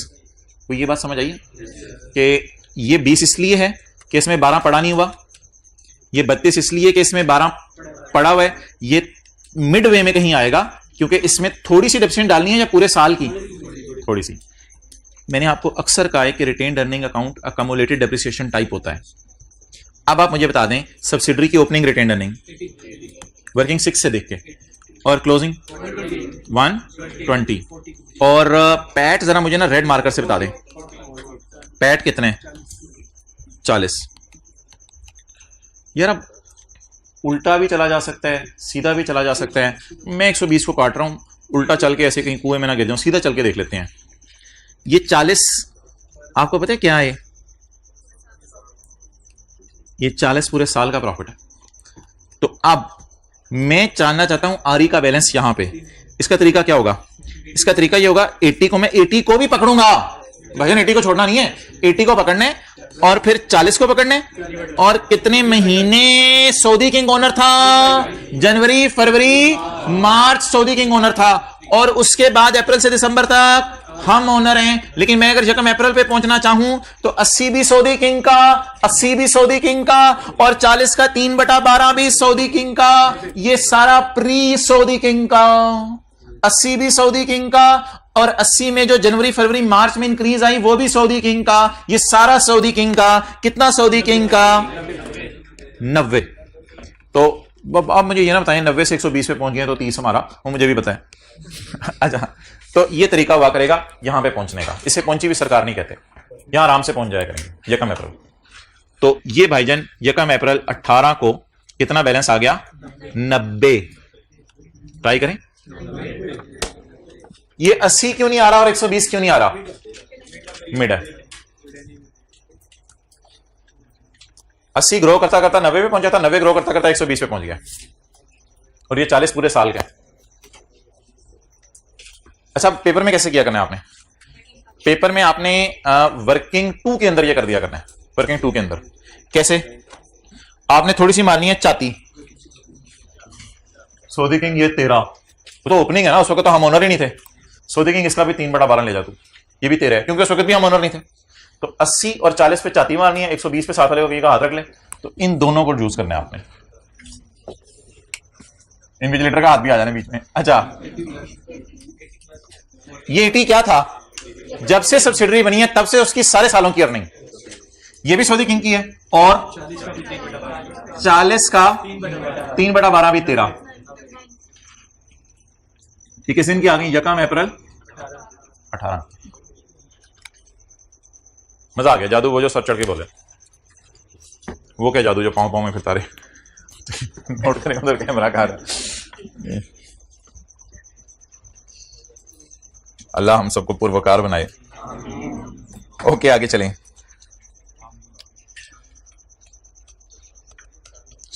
अच्छा जी, चलें जी, अगला पॉइंट जबरदस्त हो गई यार। हमने 6वां पॉइंट भी कर लिया, 7वां भी कर लिया है, अब हम 8वें पॉइंट की तरफ आने लगे हैं। लेवल देखें हमारा।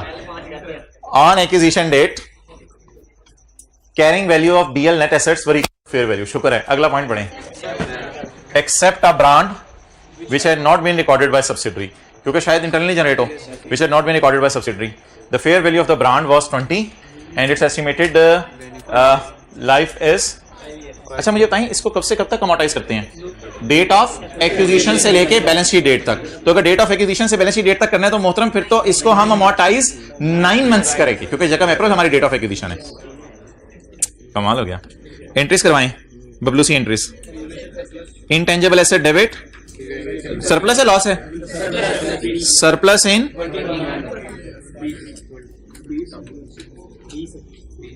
20। हाँ, बीवी 0 है ना, बीवी है ही नहीं, तो बस फेयर वैल्यू है सारी। तो अगली एंट्री, अमोर्टाइजेशन डेबिट और intangible asset. Introduction to counting नहीं है भाईजान, ये इनटेंजिबल एसेट है। एक बच्चे ने एनआरबी का मतलब बनाया था न्यू रेजिडुअल वैल्यू। 20 को अगर डिवाइड करेंगे 5 से तो जवाब आएगा 1 साल की, लेकिन मुझे चाहिए 9 मंथ्स की। बैलेंस शीट के एंगल से तो डबल एंट्रीज होंगी। P&L जब आएगा अलग बात है। ओ भाई किधर जा रहे हैं यार? पानी इधर ही दे दो इसको। ऐसे दिल टूट सा जाता है, कोई एक भी क्लास से निकल जाए ना, और अगर कोई आए ही ना, चूर। Intangible debit surplus in working 1 credit. चूरी खाया करो, देसी घी और शक्कर वाली। अच्छा जी, ब्रांड डेबिट जी बोले। मैंने एक 70-75 साल के बाबा जी से पूछा आप क्यों इतनी एक्टिव हैं, उन्होंने ये पता नहीं बताया कि अभी तक मैं। अच्छा जी, ब्रांड डेबिट बोले 20। अभी बैठ जाए क्लास के बाद। क्लास ब्रांड डेबिट और सरप्लस इन वर्किंग 1 क्रेडिट। उसके बाद पेपर में क्या करना है? पेपर में वो एंट्री नहीं करनी, 20 - 0 लिख देना है। एग्जामिनर अश कर उठेगा कि इसको भी पता है बीवी 0 है, और फेयर वैल्यू 20, तो fair value minus BV is equal to revaluation surplus. अब आपने इस 20 को पकड़ना है पेपर में, और इस 20 पकड़ के सोचना है कि एसेट बढ़ रहा है तो डेप्रिसिएशन बढ़ेगी। डेप्रिसिएशन बढ़ने के लिए या अमोर्टाइजेशन बढ़ने के लिए इधर आना पड़ेगा हमें। तो अब आप डेप्रिसिएशन रिकॉर्ड करें या अमोर्टाइजेशन रिकॉर्ड करें। अमोर्टाइजेशन 20 इधर आए 5, लेकिन 9/12। अमोर्टाइजेशन डेबिट और ब्रांड क्रेडिट, ये वर्किंग्स आपने इस तरह करनी है, ना कि उस तरह जिस तरह मैंने की है।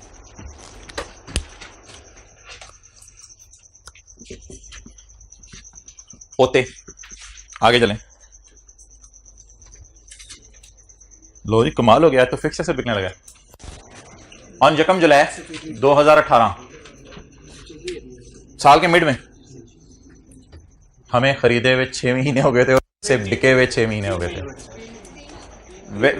वैसे मैं कह रहा हूं ऑन 1 जुलाई 2018, ठीक है, हाँ सही कह रहे हैं आप, 1 जुलाई 2018 साल के मिड में। डीएल कौन है? बीएल सब्सिडरी है। सोल्ड अ एसेट टू शोहर फॉर 40, तो ये तो डिस्पोजल अकाउंट में कैश होगा ना, for 40 at a gain of 10, और डेप्शन कितनी चार्ज हुई है 20%। चलें जी, लाइफ ना दी हो तो डेप्शन रेट यूज कर लीजिएगा। ये वर्किंग करनी पड़ेगी, ये वर्किंग आपको करनी पड़ेगी। हाँ गेन से खेलना है वैसे तो, लेकिन वैसे जरा वर्किंग बता रहा हूं आपको।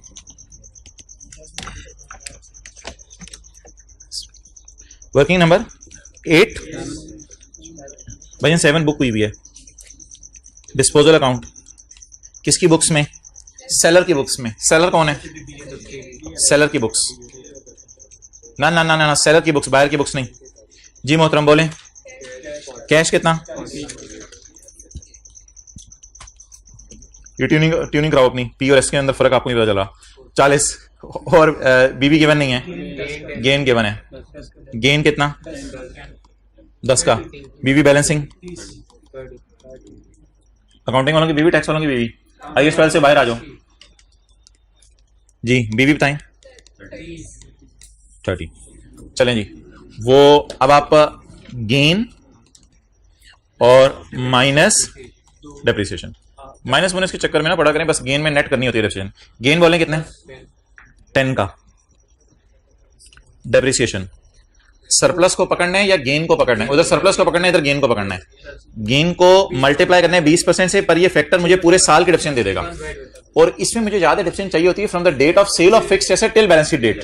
तो what is the date of sale of fixed asset, what is the balance sheet date 31/12 into 6/12, क्या जवाब आया 19। अच्छा मुझे 10 और 1 का मत बताएं, 10 और 1 का मुझे तब बताइएगा जब मैं शुरू करूंगा P&L का सवाल।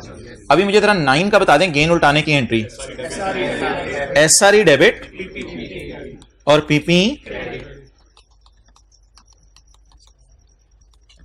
बस ये एंट्री पोस्ट कर दें, SRE डेबिट PP क्रेडिट। कुछ बच्चे पूछते हैं डिस्पोजल का अकाउंट बनाना जरूरी है, बिल्कुल नहीं जरूरी, बिल्कुल नहीं जरूरी, ये वर्किंग कर दीजिएगा बस। और कुछ बच्चे पता नहीं क्या क्या पूछते हैं, SRE डेबिट PP क्रेडिट, जल्दी। P to S, sale of S2P, हाँ S2P है ना, इसलिए SRE में आ रहा है। S2P, PP, SRE डेबिट और PP, ये क्या चक्कर है, डायरेक्ट मैंने ये पोस्ट कर दिया, इसकी डेप्रिसिएशन कहां गई, नेट करके। अच्छा रिवैल्यूएशन सरप्लस वाली एंट्री कभी नेट नहीं हो सकती, क्योंकि उसका सरप्लस वर्किंग 1 में जाना होता है और डेप्रिसिएशन SRE में जानी होती है, और इसमें दोनों चीजें SRE में जानी होती हैं, इसलिए नेट कर देते हैं हम। बहरहाल ये सारी बातें हुई हुई already. An impairment test conducted on good, भाईजान सारी गुडविल ही नहीं आई, तुम इंपेयर भी कर रहे हो, चलो थोड़े कहन से कर लेने हैं। मैं ये कहना चाह रहा था कि हमारी भी गुडविल ही नहीं आई, तो हम उसको इंपेयर कैसे करें, तो आपके कहने पे हम निकाल लेते हैं पहले गुडविल। आप गुडविल को इंपेयर कराने का शौक आपको चढ़ा हुआ है, तो आप भी अपना चाह पूरा कर लें। 230 अब होना क्या है, पेपर में खुदा ना खासा किसी की याद नहीं है इधर, अब उसने उसको भी इंपेयर करके आया होने से ने तो हो सकता है। अब फिर भी सर बताएं, फिर भी क्या करेंगे फिर ऐसे मौके पे। लिखेगा impairment loss should have been calculated but I don't know why my goodwill is negative. भाई मेरे साथ ही होता है ऐसा, दुआ करें गुडविल पॉजिटिव आ जाए, वरना बड़ा गुडविल बैलेंस शीट के मुंह पे जाएगी। अच्छा अब इम्पेयरमेंट लॉस की एंट्री कर दें, इम्पेयरमेंट लॉस की एंट्री बता दें।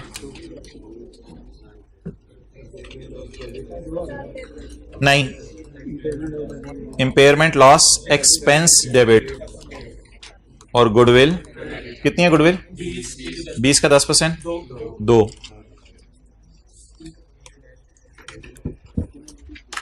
अभी सिर्फ बैलेंस शीट के एंगल से सोचें, SRE debit, goodwill credit, important loss.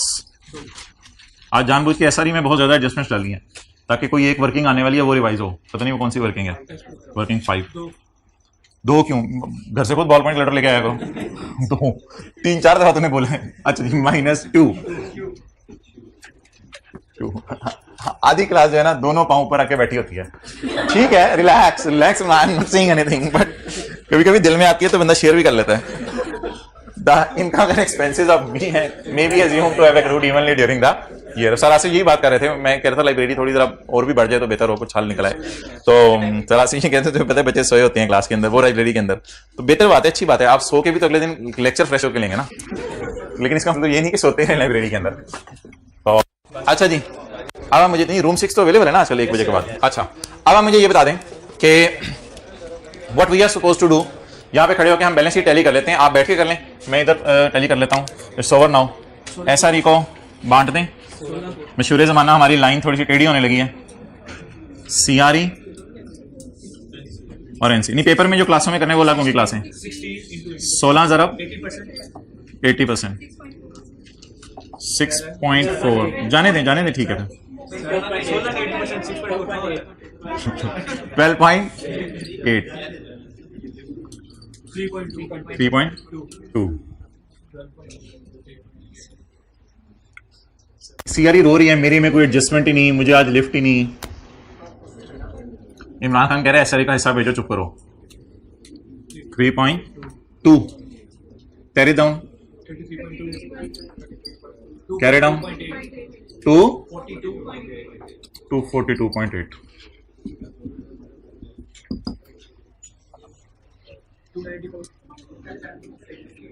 ले जाएंगे यार, कोई नहीं, तो अब तेरी हर बात नहीं माननी होती।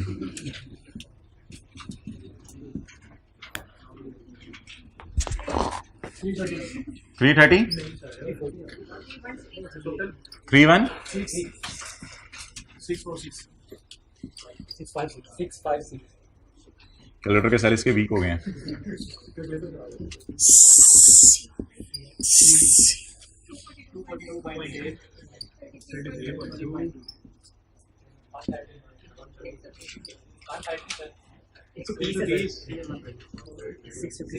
मेरी तो हसरत ही रहेगी बैलेंस शीट टैली हो भाई, होमवर्क करें।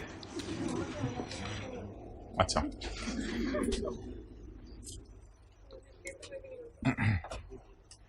ओके,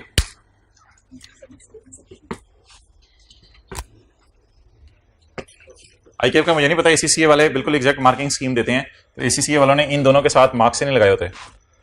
छड्डो पर यार, ए फिगर सही गालो बड़ी गाल है। हम टोटल करते ही नहीं सर, हम टोटल करते नहीं, नो टेंशन। अगला सवाल शुरू। ओके, हंसते खिलते आ गए यार। ओके चलें जी।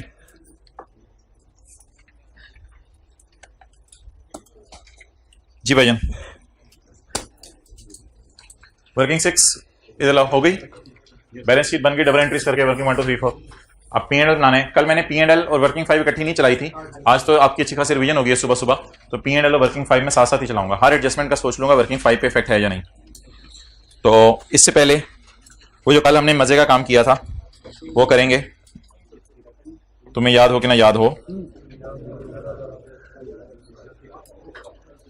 ओके देखिएगा जरा,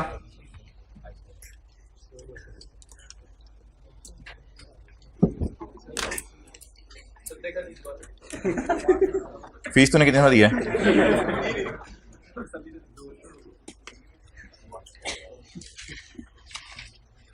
आपको ले चलें कहीं?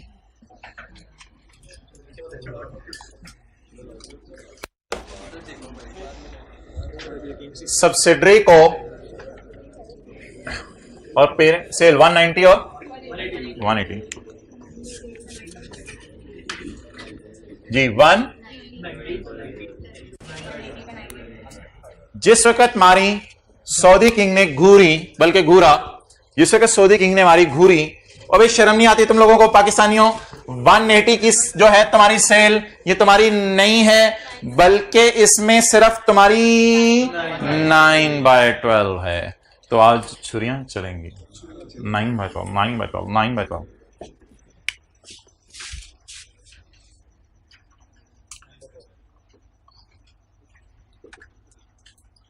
बहुत ही आपको एक राज की बात बताने लगा हूं, इधर देखें, 3/12 के प्रॉफिट हमने खरीद लिए हैं और 9/12 के प्रॉफिट हम कंसोलिडेट कर रहे हैं, ये हमारे खरीदने के बाद वाले हैं।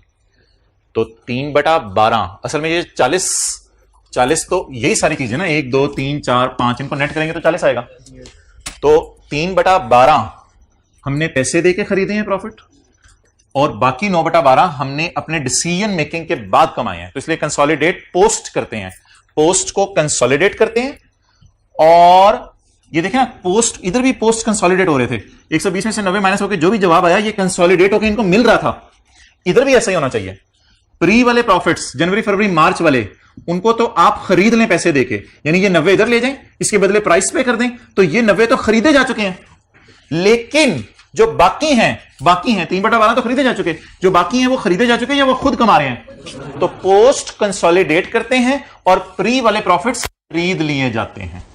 चलें, कॉस्ट ऑफ सेल 130 जमा 120 ज़रब 9/12। असल में मैंने एडजस्टमेंट्स पढ़ ली नहीं है, तो आपस की सेल वगैरह की कोई एडजस्टमेंट मुझे नजर नहीं आई, इसलिए मैंने ब्रैकेट क्लोज कर दिया। जीपी आगे एक्सपेंसेस। अच्छा, मैं ऑपरेटिंग एक्सपेंसेस लफ्ज़ से एडमिन और सेलिंग के लिए, एडमिन जमा सेलिंग को ऑपरेटिंग कहते हैं जी। 40 प्लस जमा, अच्छा, इंटू 9 बाय, इसको मैं क्लोज नहीं करा। आगे अदर इनकम 50 जमा 24 का 9/12। जी टैक्स 4 का 9/12 टैक्स हम दे देंगे, बाकी सऊदी किंग का मसला है।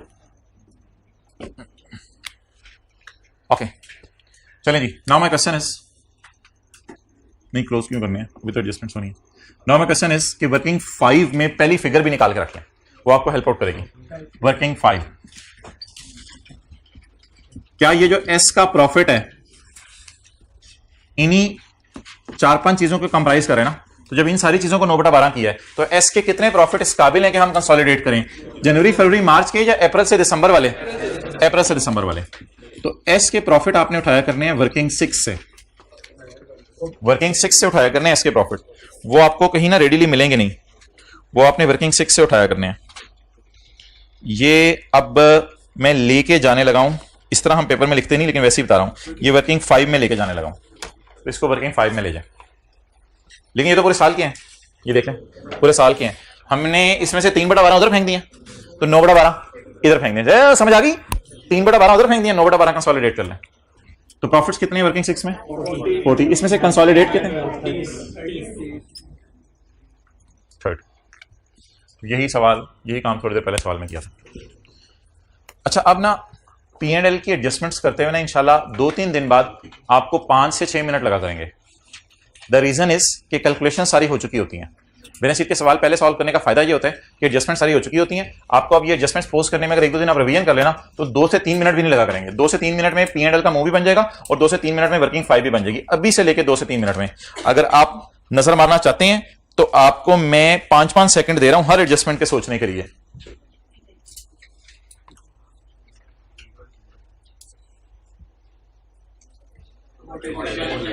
अमोर्टाइजेशन जाएगी, इस पे थोड़ा टाइम लग जाएगा ना क्योंकि ये नई चीज है, इन दोनों की अलग अलग एंट्रीज होंगी। अब अगर इस सारे को आप घर बैठ के करेंगे ना तो 4 से 5 मिनट लगा करेंगे, ज्यादा टाइम नहीं लगा करेगा। चलें जी, बिस्मिल्लाह शुरू करते हैं। पहली एडजस्टमेंट, अच्छा ये जो इन्वेस्टमेंट्स वाली होती है ना फिगर्स, ये तो बैलेंस शीट की हैं। बैलेंस शीट आइटम है, बैलेंस शीट आइटम है, बैलेंस शीट आइटम है, बैलेंस शीट आइटम है, बैलेंस शीट आइटम है। और दूसरी बात, इनसे कभी कभी ना नेगेटिव गुडविल निकल आती है, ये याद रखिएगा। लेकिन नेगेटिव गुडविल निकल नहीं रही, इसलिए कोई परेशानी वाली बात नहीं। पहली एडजस्टमेंट फारिग हो गई, दूसरी एडजस्टमेंट भी फारिग हो गई, उससे भी नेगेटिव गुडविल निकली।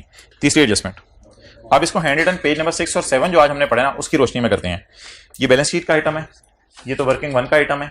ये असल में थोड़ी देर पहले हमें यहाँ SRE लिखना चाहिए था, वो मैं लिखना भूल गया था। लेकिन अब मुझे SRE नहीं देखना, अब इसको 2 एतबार से सोचना है। एक तो आपने P&L के मुंह के एतबार से सोचना है और दूसरा वर्किंग 5 के एतबार से सोचना है। और ये नहीं कहना कि डबल रिकॉर्डिंग हो रही है, क्योंकि यहां भी अनएडजस्टेड प्रॉफिट सवाल वाला उठाया और ये फिगर भी सारी अनएडजस्टेड सवाल वाली हैं, तो ये नहीं सोचना कि 2 दफा रिकॉर्डिंग हो रही है। अच्छा जी, पहले तो मुझे खर्चों का इंपैक्ट P&L के मुंह पे खर्चों में बताएं कैसे होगा। खर्चे खर्चों में ऐड हो जाएंगे, प्लस अगर ये इनटेंजिबल प्रोडक्शन डिपार्टमेंट या फैक्ट्री में यूज हो रहा होता तो कॉस्ट ऑफ सेल में डालते हैं। अभी कुछ नहीं लिखा हुआ तो फिर इधर ही डाल दें +3।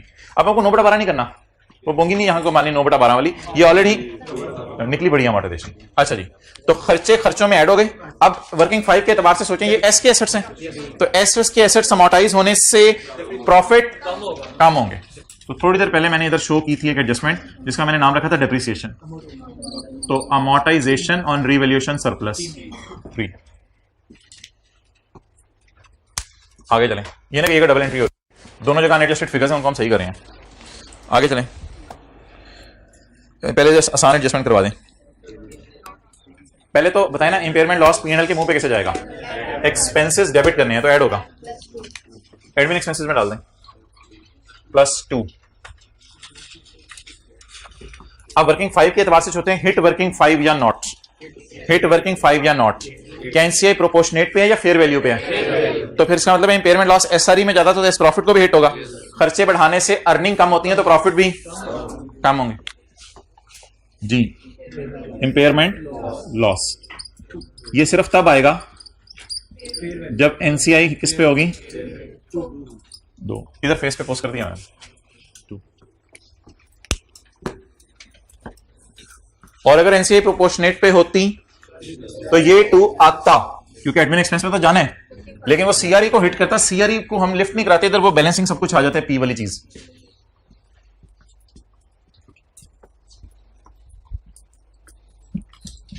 कराएं 10 रुपए की एंट्री, सॉरी ये तो बैलेंस शीट में गई है ना।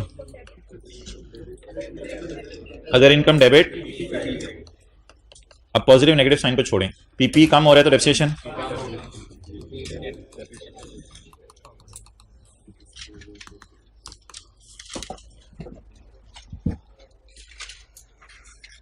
अदर इनकम कम कर दें, डेबिटोरी अदर इनकम कम -10।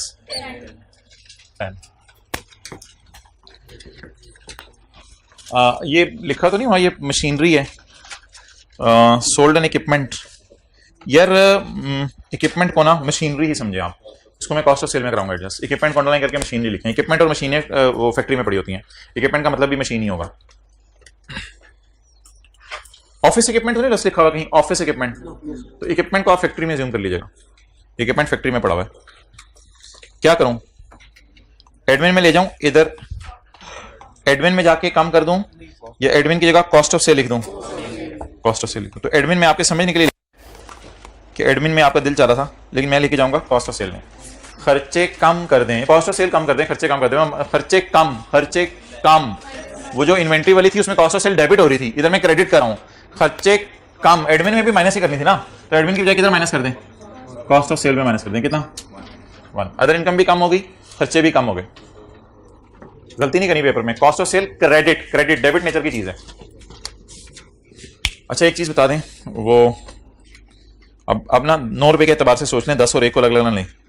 अब 9 रुपए के एतबार से सोच लें, नेट गेन उल्टा दें, नेट गेन उल्टा दें, सेलर का नाम बता दें, एस, किसने बेचा, एस ने, तो प्रॉफिट एस रिवर्स करे कितना, 9 का। यार एसआरई में भी तो किया था, ये 9 वाला उल्टाया था, ये वही वाला है। तो इधर आपको पता है S2P स्टॉक पर एडजस्टमेंट भी आती है, वो तो है नहीं सवाल में, समझने के लिए लिखी है। और इधर S2P फिक्स्ड एसेट वाली एडजस्टमेंट भी आएगी, गेन उल्टाना है नेट करके 9। टोटल्स कर दें,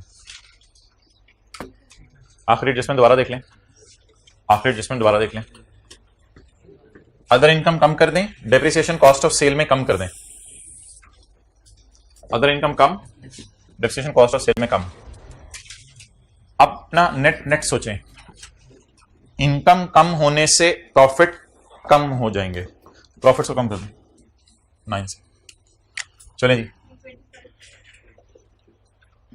3 2 1 1 0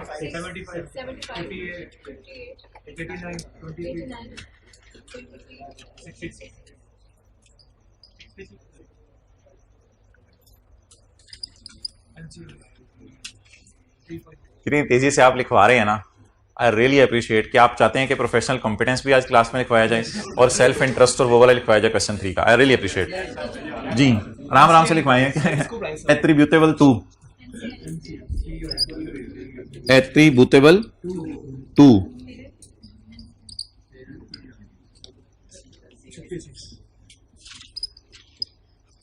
वर्किंग 5 जी, ओह पीछे रह गया, इधर CRE no lift, NCI full lift कराएं। किसका क्या? 30 माइनस 3 माइनस 2 माइनस 0 माइनस 9, 16 का 3.2।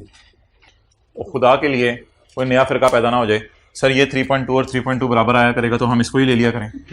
और नहीं यार ऐसी को होंगी ना, किसी की नजर पड़ जानी थी, अभी नहीं नजर पड़नी थी, गजा की नहीं पड़नी थी, कल को पड़ जानी थी नजर। ये 3.2 अगर सेम ही आना है तो हम इसी को यूज कर लिया करें। नहीं मोहतरम, इसमें कभी कभी डिविडेंड की एडजस्टमेंट आएगी, और इस सवाल में इसी साल हमने सब्सिडरी को खरीदा है तो इसमें काफी सालों की डेप्रिसिएशन आया करेगी, इसमें 1 साल की डेप्रिसिएशन आया करेगी, तो काफी सारे फर्क होंगे इन दोनों में। इत्तफाकन आज बराबर आ रही है तो इसको एज इट इज बस इस वाले 3.2 को यूज करें। 66 में से 3.2 दे दो एनसीआई को,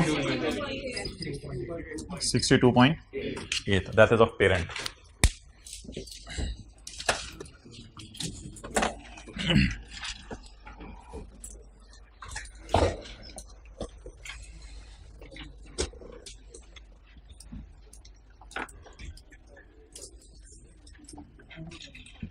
होमवर्क अगला सवाल क्वेश्चन 30, वही 30 मिनट में, 30-35 मिनट में। इसमें काफी कुछ है वैसे, फिक्स्ड एसेट भी बिक रहे हैं, रिवैल्यूएशन सरप्लस भी है, लॉस भी है, S2P, P2S, काफी कुछ है इसमें। लेकिन एक काम कीजिएगा, 100 एंड पेज 6 और 7 को पहले नजर मार लीजिएगा, फिर ये सारी चीजें बड़ी आसान लगेंगी। अच्छा, एथिक्स का सवाल निकाल लें। सवाल तो मैं निकालता हूं, मैं आपको सोल्यूशन लिखवा रहा था। अगला पेज, अगला सफा है होमवर्क वाले सवाल का जी, लिखना है मेरे भाई। आपकी अजमत को सलाम। ये जो कंसोलिडेशन करते करते आप बोर हो जाते हैं, एथिक्स शुरू कर देते हैं, करते करते बोर हो जाते हैं, IAS 12 शुरू कर देते हैं, FR2 करते करते बोर हो जाते हैं, ऑडिट शुरू कर देते हैं, ये जज्बा पता नहीं आपको कहां ले जाएगा।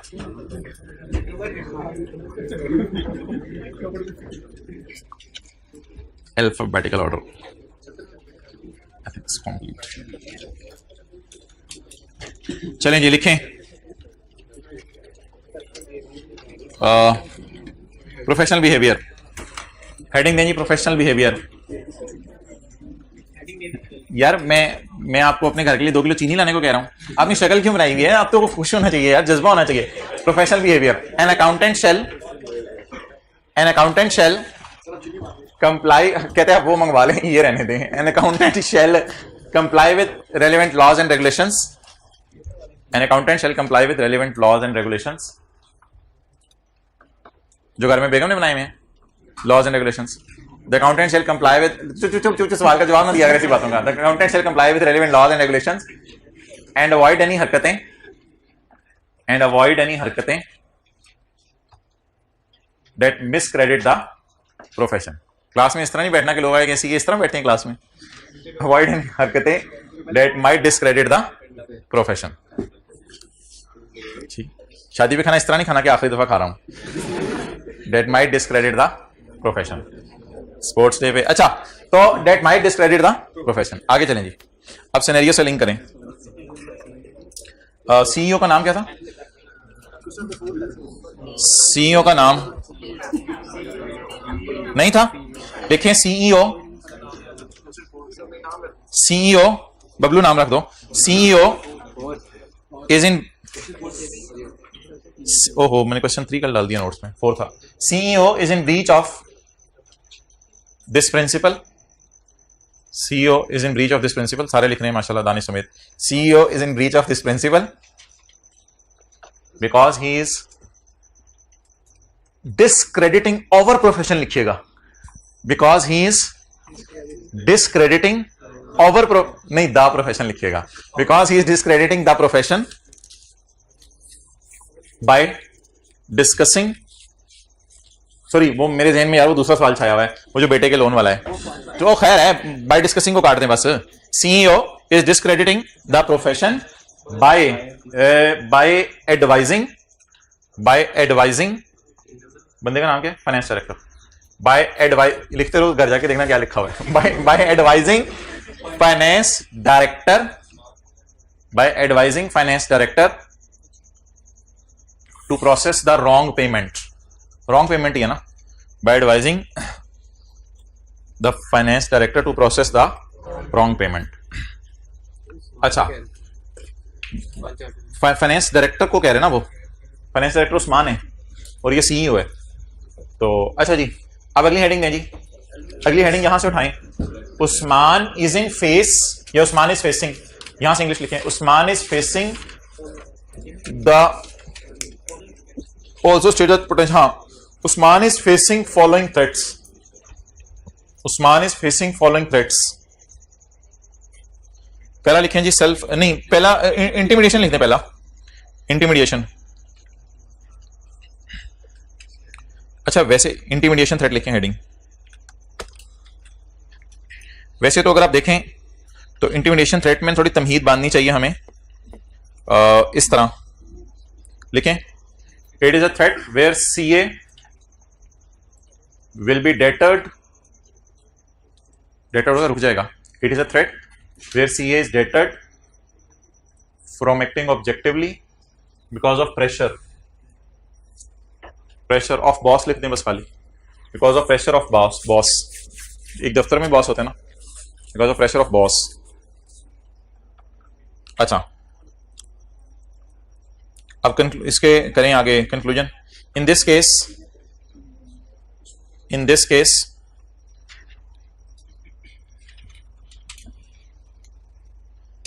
अब इसको अगर आप देखें ना आईकैप का सोल्यूशन, तो पता नहीं इंटिमिडेशन थ्रेट को वो छोटा मोटा करके क्यों लिखता है, हालांकि उसको थोड़ी सी तफसील देनी चाहिए, लेकिन ये वाला है ना 4, इसमें उसने सिर्फ ये लिखा हुआ है, processing the payment as per instruction of CEO will result in intimidation threat, बस वो लिख दिया, हालांकि इसका कोई तो सिनेरियो से थोड़ा सा लिंक करना है, तो ये लाइन लिख दी है। इसके बाद लिखें, in this case processing the wrong payment, processing the wrong payment on advice of CEO create या result on advice of CEO result in intimidation threat।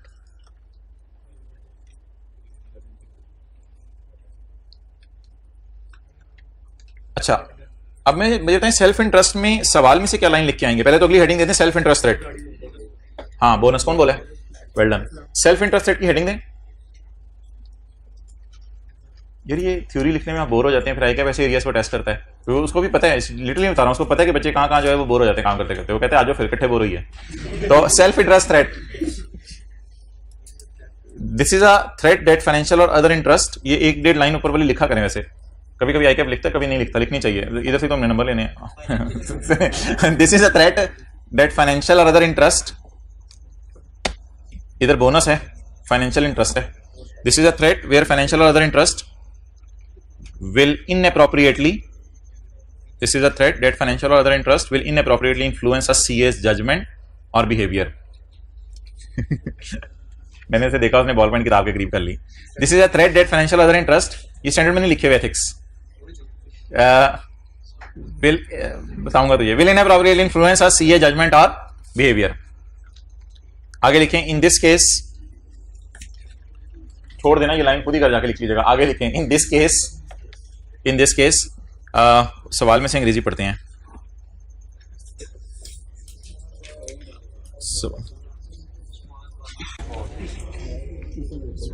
He might get influenced because of bonus. He might get influenced because of